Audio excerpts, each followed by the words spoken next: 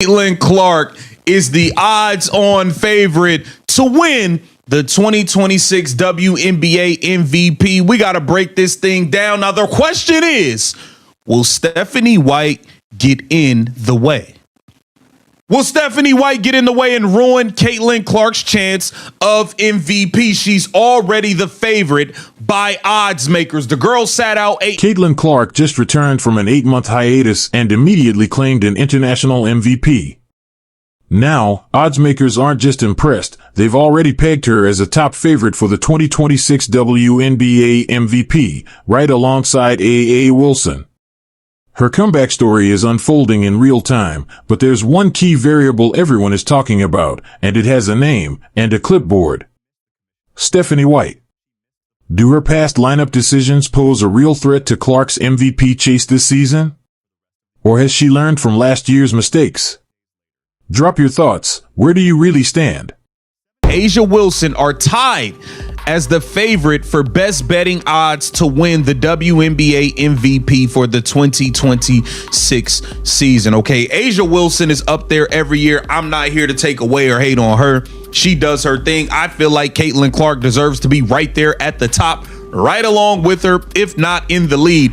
Caitlin Clark is going to have a dominant season as long as Stephanie White stays the hell out of her way. That's the difference. She returned from an 8-month nightmare. A groin strain. A bone bruise. An ankle injury that crushed her 2025 WNBA season and ended it after just 13 games. She missed the Commissioner's Cup. She missed the playoffs. She watched the Indiana Fever reach the semifinals without her. Then, on September 4th, she confirmed what everyone had feared: her season was over. Fast forward 239 days, and she walked onto the court in San Juan, Puerto Rico, for the FIA Women's World Cup qualifiers.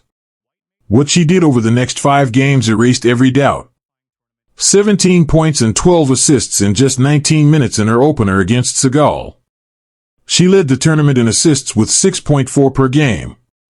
She shot 52.9% from the field.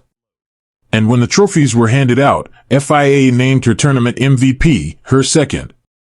The first came in 2021, when she led Team USA's U19 squad to gold at just 19 years old.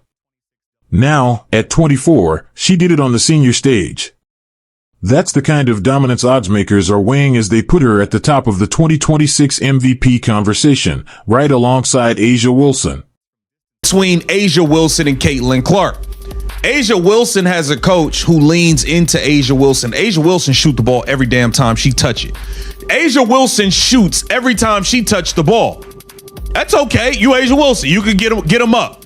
But when Caitlin Clark shoots the ball, her coach says it's hero ball. Caitlin Clark coach doesn't even want her to be the point guard. She'd rather her center, Aaliyah Boston, be bringing the ball up. She wants a hub. She went and put Caitlin Clark. Now let's talk about A.A. Wilson, because she deserves an honest assessment.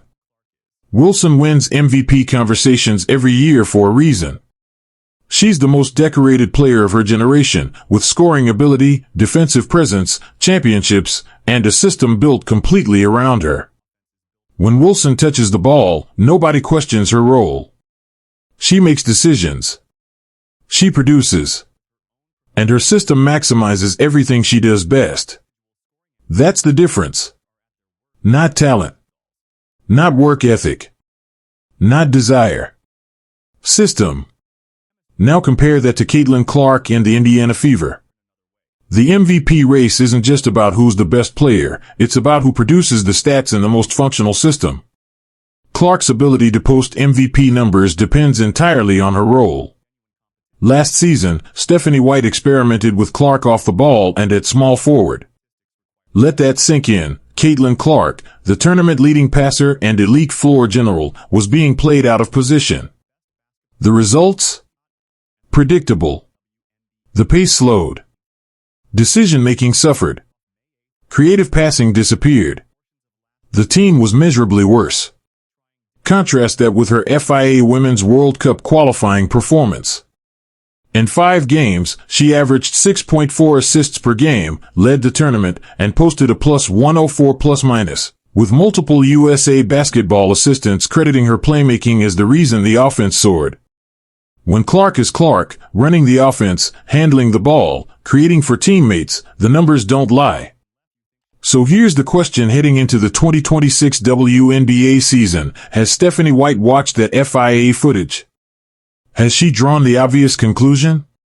Because the version of Clark that wins games and MVPs is the one running the offense. Playing her off the ball, experimenting with her position, or limiting her touches.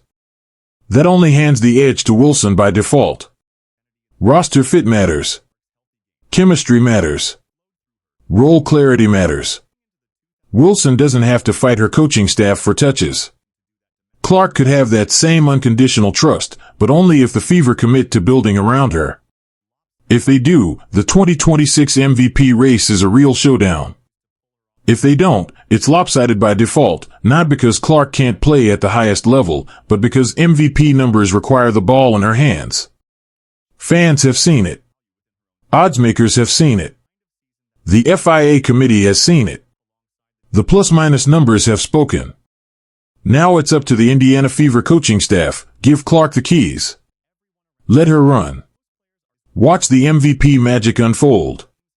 Hit like if you think she wins it this year, and drop your prediction in the comments, because this is about to get very real.